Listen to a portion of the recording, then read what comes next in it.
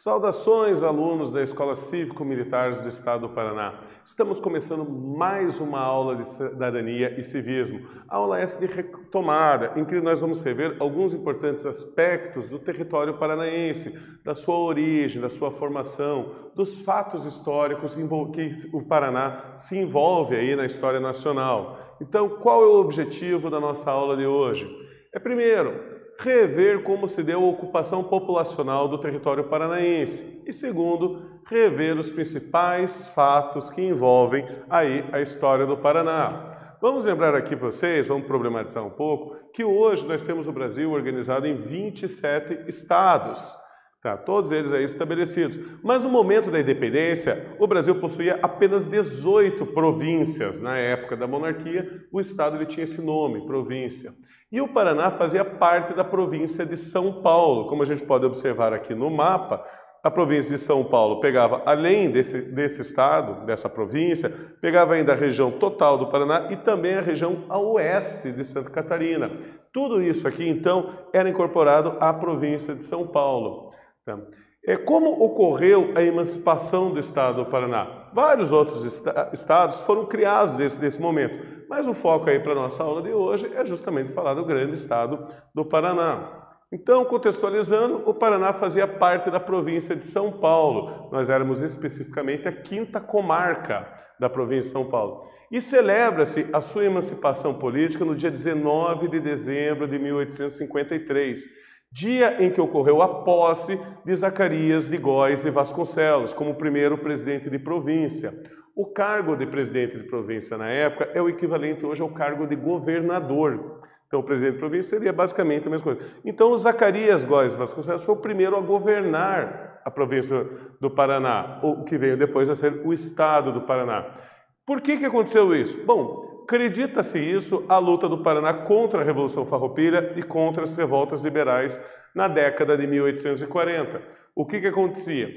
Você vai ter, após a posse de Dom Pedro II, como rei do Brasil, você ainda estava ocorrendo no Rio Grande do Sul e Santa Catarina a chamada Revolução Farroupilha, que tinha um caráter liberal e republicano. E, com a subida ao poder do Partido Conservador, várias províncias vão iniciar revoltas de cunho liberal. Havia, então, um grande medo por parte do reinado que São Paulo acabasse se unindo ao Rio Grande do Sul e Santa Catarina numa grande revolta liberal. Aí que começa o governo brasileiro a levar a sério, talvez, separar o estado do Paraná de São Paulo, justamente para enfraquecer São Paulo, enfraquecer essas revoltas de cunho liberal. Então, ela surge dentro desse contexto do período regencial e do segundo reinado brasileiro. Vamos aqui para conhecimentos prévios. Quais são os estados e países com que o Paraná faz fronteira? E mais, quais motivos levaram os primeiros europeus a explorarem o território paranaense? Eu trago aqui para vocês. O Paraná faz fronteira com Santa Catarina, São Paulo e Mato Grosso do Sul. E no oeste faz fronteira com os países do Paraguai e da Argentina. E os motivos que levaram os europeus a explorar o território paranaense? Bom, ele ocorreu pelo bandeirantismo e por padres jesuítas, na busca de ouro e indígenas a serem escravizados, no caso dos bandeirantes, ou para serem catequizados por parte dos jesuítas, além de busca de riquezas, como madeira de lei, madeira cara, madeira nobre, e também a busca provável de ouro e metais preciosos no território paranaense.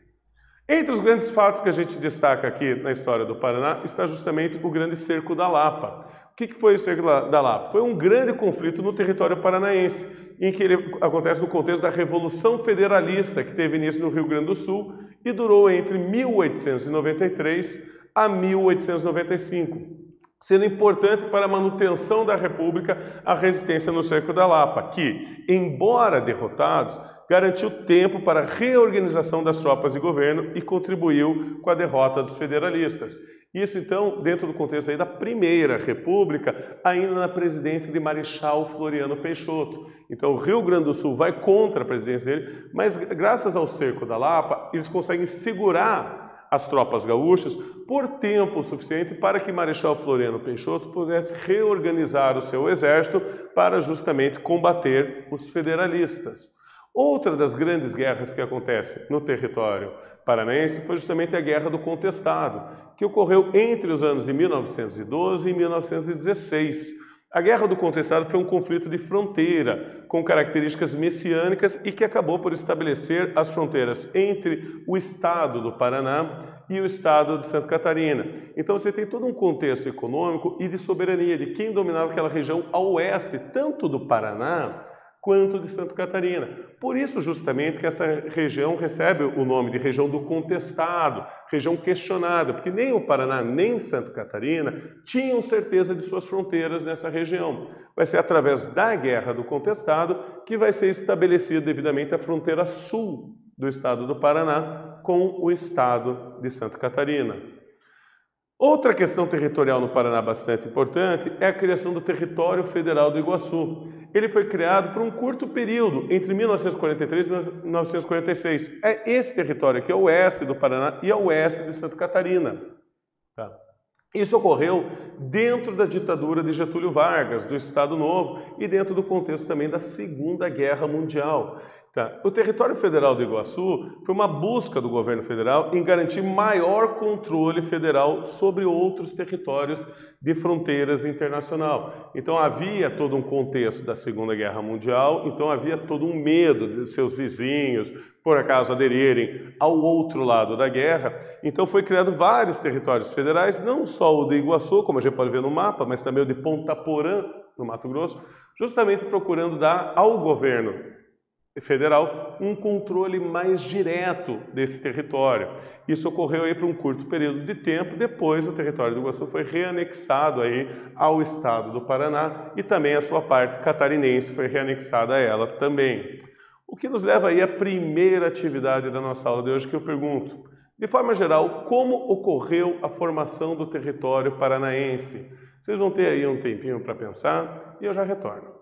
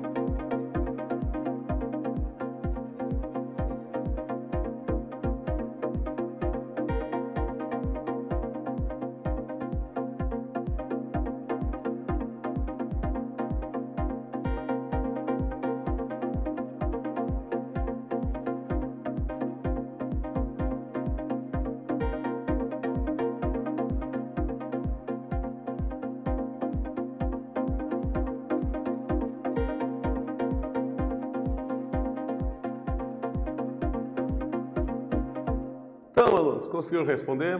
Eu perguntei para vocês, de forma geral, como ocorreu a formação do território paranaense?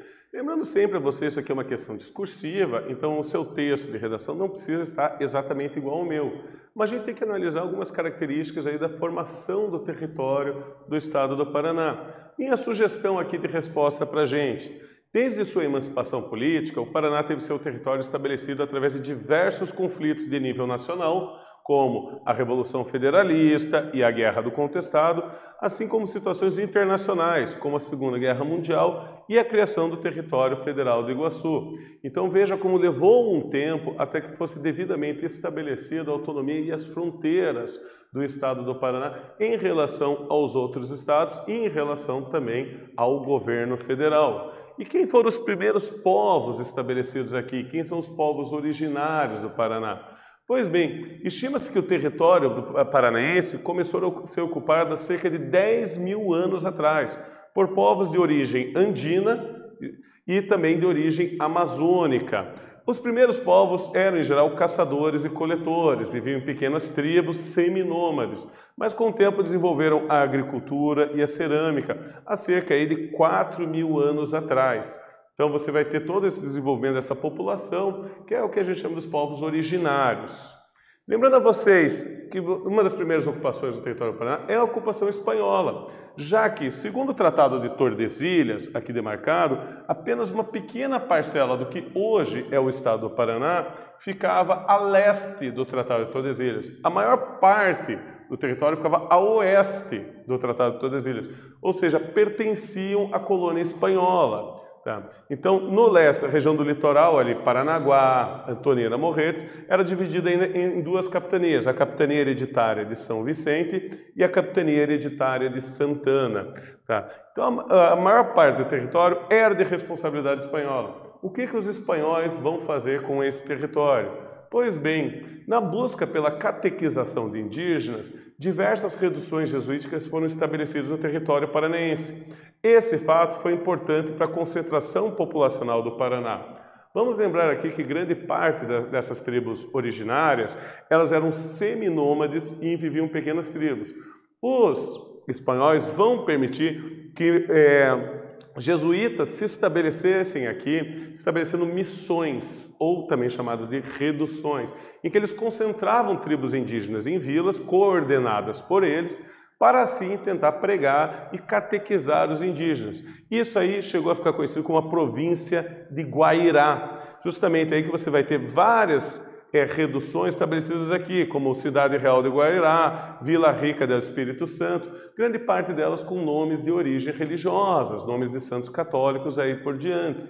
Elas vão ser importantes justamente por concentrar a população indígena. Então, as reduções ou missões do Guairá localizavam-se na região oeste do atual estado do Paraná. As missões ou reduções eram aldeamentos que reuniam indígenas tupi-guaranis comandados por padres jesuítas. Então havia, sim, essa busca pela catequização e pela reunião dessas tribos. Claro que, por outro lado, você também vai ter a presença do bandeirantismo, que buscava justamente atacar essas reduções, como elas tinham uma população indígena mais concentrada, eles procuravam atacar justamente para escravizar os indígenas. Então, essas duas primeiras ocupações europeias vão ser estabelecidas no território aí, a partir da Serra do Mar para o interior do Paraná. O que me leva aí a mais uma atividade da nossa aula de hoje. Qual era o objetivo dos padres jesuítas ao estabelecerem as missões de Guairá? Vocês vão ter um tempinho aí para pensar e eu já retorno.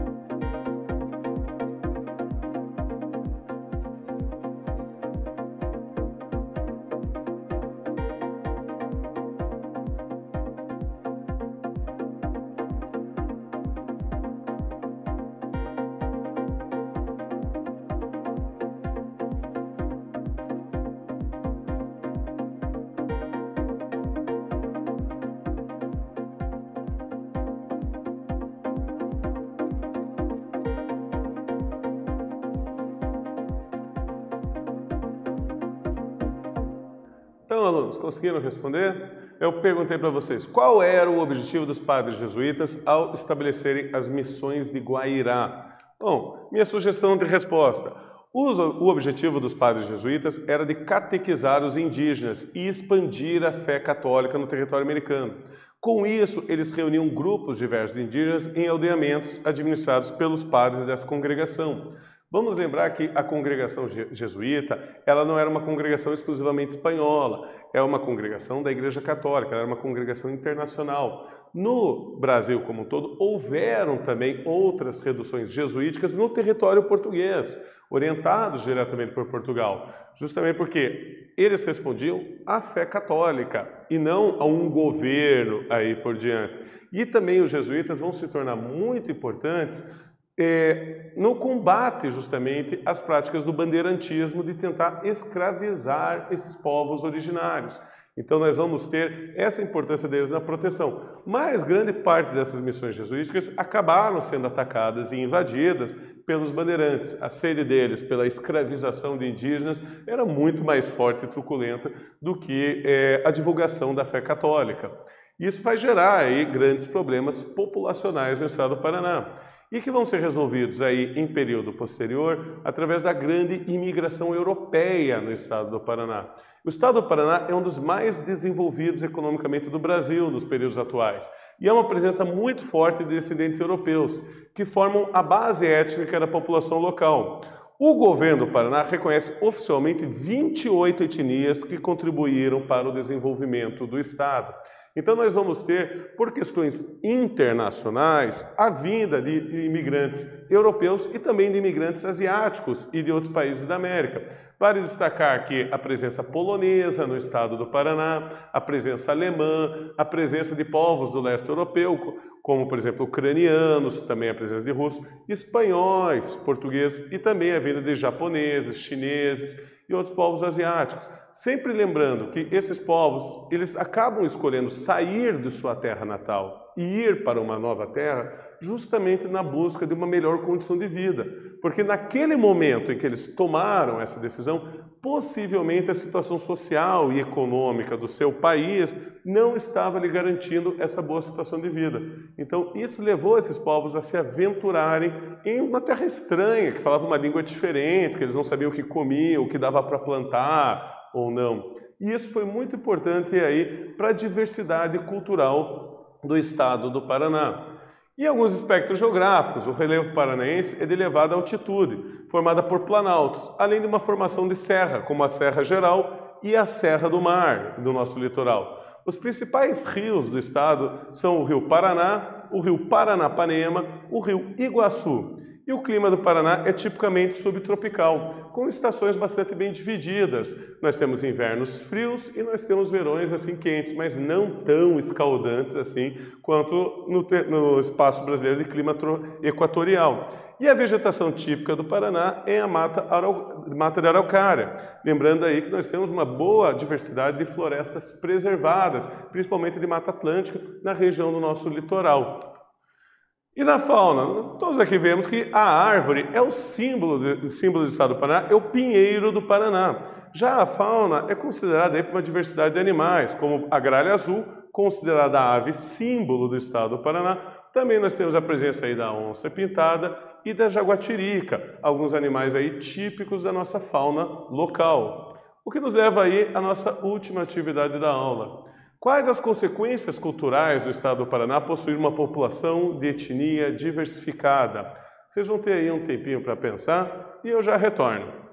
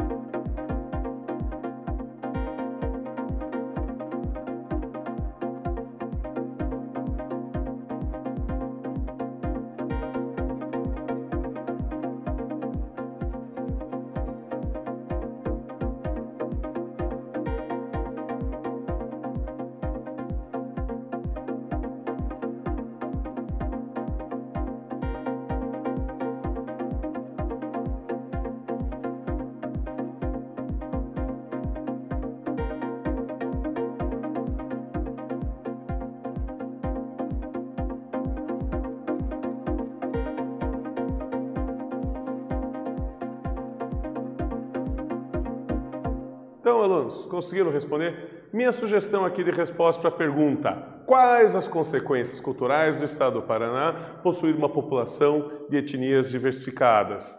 Aqui minha sugestão. O fato da população do Paraná possuir uma formação étnica diversificada está relacionado à grande diversidade cultural, gastronômica, que contribuíram para a cultura paranaense. Então, o fato de a gente ter esses vários povos enriqueceu a cultura brasileira, paranaense, enriqueceu a nossa indústria, enriqueceu a cultura, as festas, a arquitetura diversificada em todo o estado do Paraná. Então, eu agradeço a vocês por mais essa aula e até a próxima!